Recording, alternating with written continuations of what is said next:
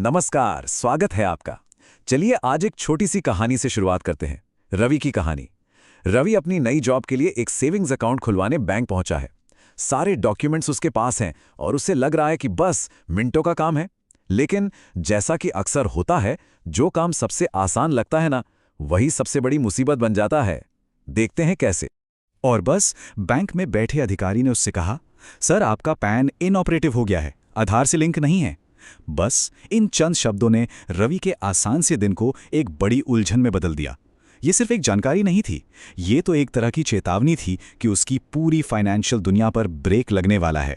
तो ये एक ऐसी अनएक्सपेक्टेड रुकावट थी जिसके लिए रवि बिल्कुल भी तैयार नहीं था। सोचिए, उसका पैन कार्ड जो अब तक उसकी वित्तीय पहचान हुआ करता था, वही अचानक एक ऐसी दीवार बन गया जिसे पार करना नामुमकिन सा लग रहा था। तो एक इनऑपरेटिव पैन का आखिर मतलब क्या है? क्या ये सिर्फ इतना है कि एक कार्ड काम नहीं कर रहा? नहीं, बिल्कुल नहीं। इसका असर आप सोच भी नहीं सकते, उससे कहीं ज्यादा गहरा और बड़ा है। और ये बात रवि को बहुत जल्द पता भी चलने वाली थी। देखिए, ये सिर्फ एक दिक्कत नहीं थी, ये तो एक डोमिनो इफेक्ट की बस शुरुआत थी। मतलब जब किसी का पैन इनऑपरेटिव हो जाता है तो ये उसकी पूरी फाइनेंशियल लाइफ पर एक एक करके असर डालता है। समझिए कि पूरी की पूरी वित्तीय जिंदगी एक तरह से थमसी जाती है, होल्ड पर चली जाती है। अब जरा देखिए कि रवि के साथ एक एक करके क्या हुआ। उसने अपना इनकम टैक्स ऑनलाइन फाइल करने की सोची, नहीं हुआ। सिस्टम ने एरर दिखा दिया। एक छोटे से लोन के लिए अप्लाई किया, वो भी सीधा रिजेक्ट। जहां भी केवाईसी वेरिफिकेशन की जरूरत पड़ी, वो प्रोसेस ही ब्लॉक हो गया।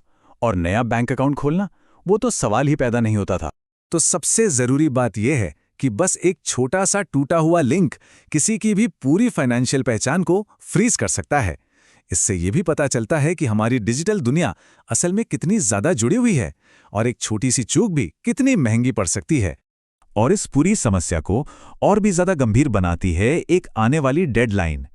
ये सिर्फ रवि की कहानी नहीं है, ये हर उस व्यक्ति के लिए एक जरूरी चेतावनी है जिसके पास पैन और आधार कार्ड दोनों हैं। और सच कहूं तो समय बहुत तेजी से निकल रहा है। तो 2 तारीखें हैं जो सबको याद रखनी है। पहली, अगर किसी का आधार कार्ड 1 अक्टूबर 2024 से पहले बना है तो उसके लिए 31 दिसंबर 2025 तक अपने पैन को आधार से लिंक कराना ही होगा। यह जरूरी है, और अगर ऐसा नहीं किया तो पैन कार्ड काम करना बंद कर देगा।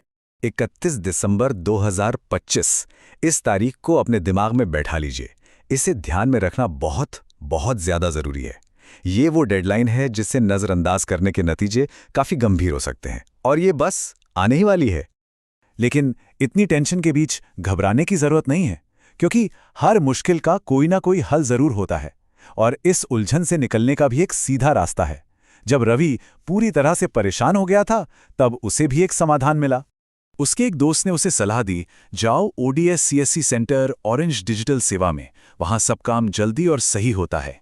और सच भी है, कभी कभी सबसे अच्छी मदद एक भरोसेमंद दोस्त से ही मिलती है जो सही दिशा दिखा सके। रवि के लिए वो सही दिशा थी ODS centre.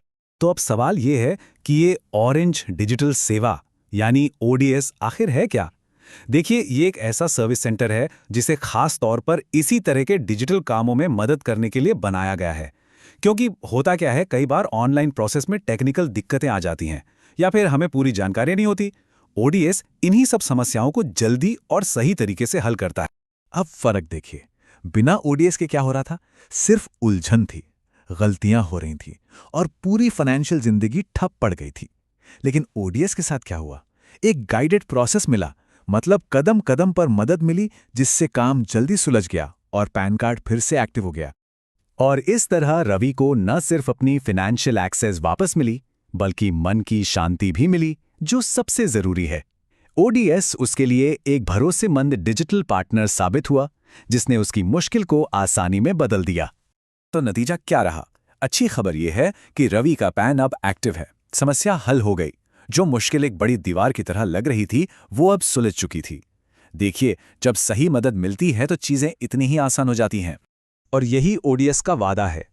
ODS, orange Digital सेवा, भरोसे का डिजिटल साथी।